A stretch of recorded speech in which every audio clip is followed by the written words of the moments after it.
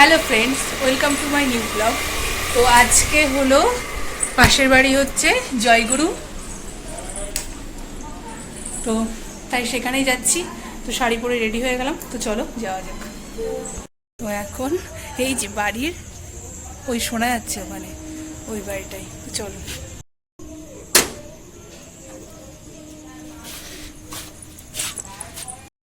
পরিমাণে গরম যে সব বাইরে বসেই কীর্তনটা হচ্ছে। তো এখন জয়গুরুর কীর্তনটা শুরু হবে।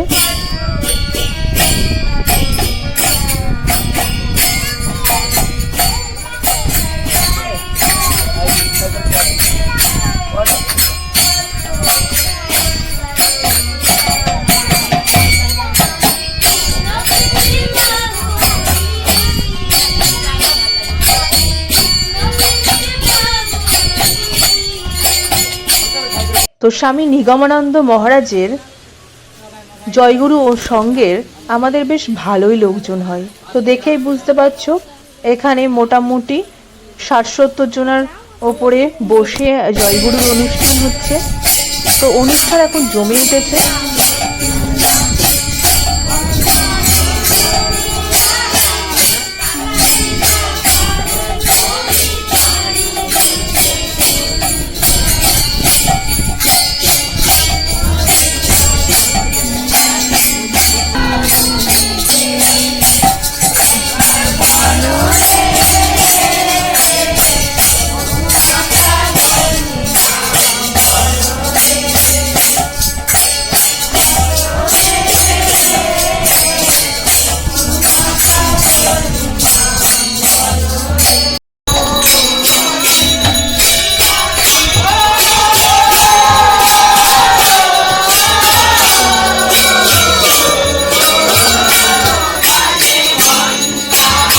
তো কীর্তন অনুষ্ঠানটা এখন শেষের দিকে।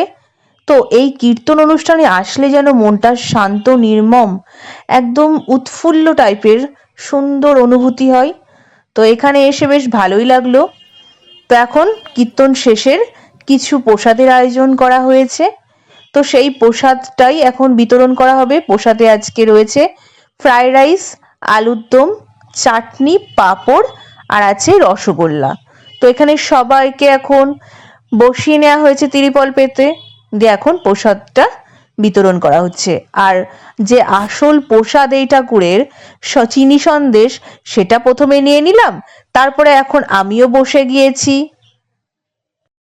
প্রসাদ মানেই খুব সুন্দর খেতে হয়, কিন্তু সত্যি ফ্রাইড রাইস আর আলুদমটা ফ্যান্টাস্টিক খেতে হয়েছিল। আমি ঘেমে নিয়ে একাকার এই বাড়ি আসলাম। তো আজকের মতো এখানেই ভিডিওটা এন্ড করছি।